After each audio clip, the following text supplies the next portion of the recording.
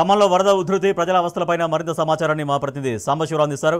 సాంబశివరావు, వరద చాలా విపరీతంగా ముంచెత్తింది. సో ప్రజలు ఇంకా ఏం కోరుతున్నారు? ప్రభుత్వం ఉన్నా లేనట్టే అనేది చాలా ఆగ్రహం వ్యక్తం చేస్తున్నారు. ముగ్గురు జిల్లా మంత్రులన్నా కూడా చేసేదేమీ లేదంటున్నారు. సో ఫైనల్గా మంత్రులు అక్కడికి వెళ్ళిన తర్వాత వాళ్ళకు కూడా నిరసన సెగ తగులుతోంది. ప్రజలు ఏమంటున్నారు అక్కడ బాధితులు? రాజేష్, వరద ప్రభావిత ప్రాంతాలలో దయనీయమైన పరిస్థితి. దాదాపు 36-40 గంటల పాటు వర్షంలో తడిసి ముద్దైనటువంటి ప్రజలు కట్టుబట్టలతో బయట ఉన్నారు. ప్రస్తుతం మాజీ మంత్రి పువ్వాడ అజయ్ కుమార్ వరద ప్రభావిత ప్రాంతాల్లో పర్యటిస్తున్నారు. ప్రతి ఇల్లు, ప్రతి గల్లీ తిరిగి ఏం జరిగింది అనేటువంటి అంశాన్ని తెలుసుకుంటున్నారు. ఆయన మనతో పాటు జాయిన్ అవుతున్నారు. ఆయన అర్థం, అజయ్ గారు, ఈ ప్రకృతి ఇంత పెద్ద ఎత్తున తాండవించినటువంటి నేపథ్యంలో ప్రభుత్వం వ్యవహరించినటువంటి తీరు ఎట్లా ఉంది? బాధితులు ఏం చెప్తున్నారు సార్? బాధితులందరూ స్వచ్ఛందంగా రోడ్ల మీదకి వచ్చి ధర్నా చేసే పరిస్థితి ఇవాళ ఖమ్మంలో. ఏ హైవే మీద చూసినా కూడా వరద బాధితుల ధర్నాలు నడుస్తున్నాయి. వాళ్ళందరూ కూడా బాధితులందరూ చెప్పేది ఏంటంటే, కనీసం మాకు ముందు వరద వస్తున్నది అనేది 2-3 గంటలు కూడా చెప్పలేదు, ముందు కూడా చెప్పలేదు. అది పగలపూట కాడు, పొద్దున కాడు సరిపోయింది. అదే రాత్రి అయితే మేము ఎవరం మిగిలి ఉండేవాళ్ళం కాదు, అందరం మా అందరి ప్రాణాలు కూడా గాల్లో కలిసిపోయాయని. మరి కనీసం కాషనింగ్ ఎందుకు జరగలేదు? పైన వచ్చిన రెయిన్ఫాల్ ఏదైతే ఉన్నదో, మునేరుకు వచ్చే ఫ్లడ్ ఏదైతే ఉన్నదో ఆ ఫ్లడ్ వచ్చేది పైనుంచి వచ్చే ఫ్లడ్ అది. సో మహబాద్ జిల్లాలో కానీ లేదా పైన కృష్ణా జిల్లాలో కానీ మరి పైనుంచి వచ్చే ఆకేర్ కానీ వీటన్నిటి నుంచి వచ్చే విపరీతమైన ఫ్లడ్ ని మరి పసిగట్టి ఇక్కడ అధికారులు, మరి రెవెన్యూ అధికారులు కానివ్వండి లేకపోతే మున్సిపల్ అధికారులు కానివ్వండి, ఎప్పుడు కూడా బొక్కలగడ్డ సారథి నగర్ ప్రజల్ని ముందే అలర్ట్ చేసి బయటికి తీసుకొస్తారు. అట్లాంటి అవకాశం కూడా మరి ప్రజలకు దొరకలేదు. చాలా మంది పైన ఇళ్ల మీదనే చిక్కుకుపోయారు. అదృష్టవశాత్తు మరి రివర్ రిసీడ్ అయింది కాబట్టి సరిపోయింది, కానీ లేకపోతే చాలా మంది మరి టెరెస్ల మీద ఉండి చిక్కుకుపోయిన వాళ్లే ప్రాణాలు గాల్లో కలిసిపోయే పరిస్థితి ఉండేది. ఇవాళ ఆస్తి నష్టం విపరీతంగా ఉంది.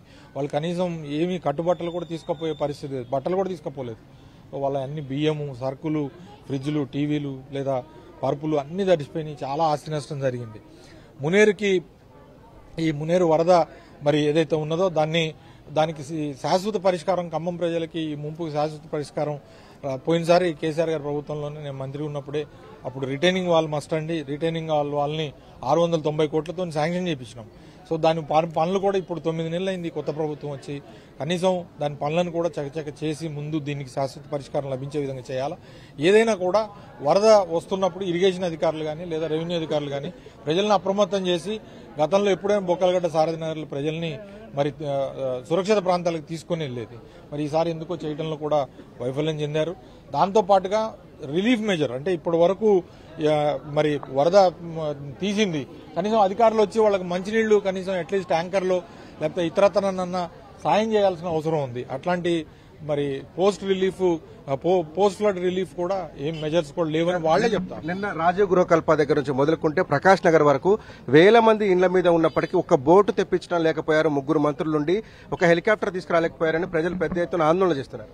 యాక్చువల్ గా పోయినసారి మీరు ఇదే ఫ్లడ్ సిచ్యువేషన్ లో మేము అప్పటికప్పుడు ఎన్డీఆర్ఎఫ్ బృందాలని రప్పించడం జరిగింది. కేసీఆర్ గారు ముఖ్యమంత్రిగా ఉండి మాట్లాడి, అట్లనే మన దగ్గరే కాదు పక్కన భూపాలపల్లిలో కూడా ఒక దగ్గర హెలికాప్టర్ అవసరం పడితే హెలికాప్టర్ తెప్పించి రెస్క్యూ చేశారు. సో అది ఆ పట్టుదల ఉండాలి. బేసిక్ గా ప్రజల్ని కాపాడుకోవాలనే పట్టుదల ఉన్నప్పుడు అవి ఎక్కడి నుంచి అయినా సరే రప్పించుకోవచ్చు. మేము కూడా పోయినసారి ఖమ్మం మున్సిపల్ కార్పొరేషన్ లో వరదలు వచ్చిన తర్వాత ఎన్డీఆర్ఎఫ్ బోట్లను మనం కూడా కొనడం జరిగింది. ఇక్కడ 2 బోట్లు కొన్నాం. కానీ ఎన్డీఆర్ఎఫ్ బృందాలు అవసరం పడుతుంది, ఇట్లాంటి వాటికి ఫ్లడ్ రెస్క్యూ చేయడానికి అవసరం పడుతుంది. ఇప్పుడు ఫ్లడ్ రిసీడ్ అయిన తర్వాత వచ్చినారు వాళ్ళు. సో మరి వాళ్ళందరినీ కూడా పక్కన మరి చంద్రబాబు నాయుడు ఆపేసిండి అని చెప్పి మన దగ్గర రాకుండా వాళ్ళే వాడుకున్నారని చెప్పి కూడా అంతా చెప్తా ఉన్నారు. సో దీనివల్ల ఏమైతుందంటే మన గవర్నమెంట్, మన పార్టీ ఉన్న ప్రభుత్వం అయితే మన ప్రజలను మనం కాపాడుకోలేస్తాం. బురద పేరుకుపోయినటువంటి ప్రాంతాల్లో 2 గంటల పైగా అజయ్ గారు తిరుగుతున్నారు. ప్రతి ఇంటికి వెళ్లి అడుగుతున్నారు. మొత్తం సిట్యుయేషన్ అంతా పరిశీలిస్తున్నారు. ప్రభుత్వం ఆదుకోవాలని కూడా ఆయన డిమాండ్ చేస్తున్నారు. Over to studio. Right, thank you Sambasivarao. అదే ఖమ్మంలో పరిస్థితి.